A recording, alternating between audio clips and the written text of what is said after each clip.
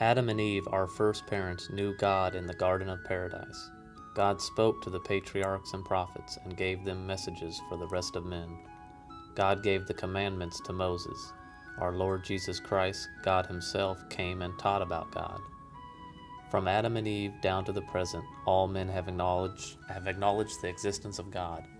Even pagans and primitive peoples recognize a supreme being, a God. They have sacrifices, and they worship some deity whom they recognize as superior and supernatural, on whom man depends. Chapter 6, Existence of God. How do we know by our reason that God exists? We know by our reason that God exists because of the existence of the world, the order and harmony of the whole universe, the testimony of our conscience. How does the existence of the world prove the existence of God? The existence of the world proves the existence of God because it could not have come into existence by itself.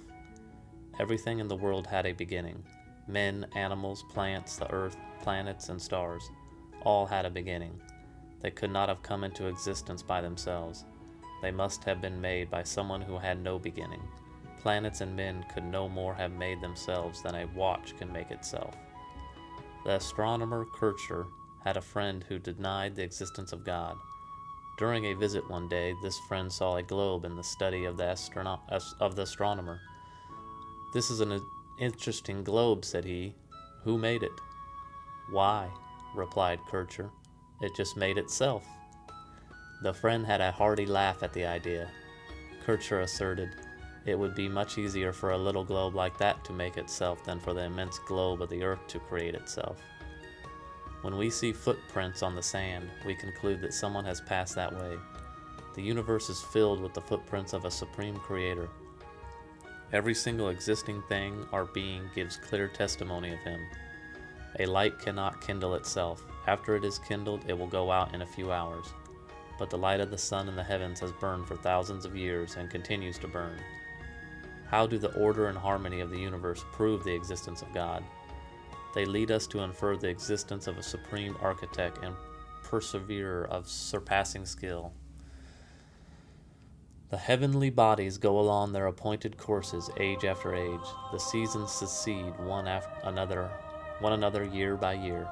There is splendor, beauty, arrangement, and order everywhere. The whole universe is governed and preserved by immutable law. If you plant an orange seed, you are certain an apple will not spring from it. Every morning you are sure the sun, when it rises, will appear in the east. At night you can go peacefully to sleep, assured that after your rest the day will come again. To say that this universal order is a result of accident, or that the planets direct their own courses, is as foolish as to say that an automobile goes sensibly around the city streets, running itself. The heavens show forth the glory of God, and the firmament declareth the work of his hands. Psalms 18:2. God is the intelligent cause. Long ago, the pagan Cicero said, "When we contemplate the heavens, we arrive at the conviction that they are all guided by a being of surpassing skill." And Sir Cicero also says there is no nation to be found so savage as to be ignorant of the existence of God. The great astronomer Newton often uncovered and bowed when God's name was uttered. How does the testimony of our conscience prove the existence of God? By our conscience we can distinguish right from wrong. Our conscience approves the right and condemns the wrong. Thus, when ourselves, there is a recognition of a supreme lawgiver to whom we are responsible. Who will reward the good we do and punish the evil? Only the fool says in his heart, "There is no God." Psalms 13:1.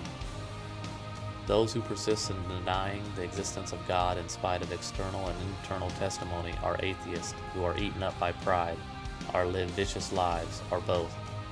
Of them our Lord said, "Seeing they do not see, hearing they do not hear, neither do they understand. For the heart of this people has been hardened, and with their ears they have been hard of hearing, and their eyes they have closed, lest at any time they see with their eyes and hear with their ears and understand with their mind, and be converted and heal them." Matthew 13:13-15.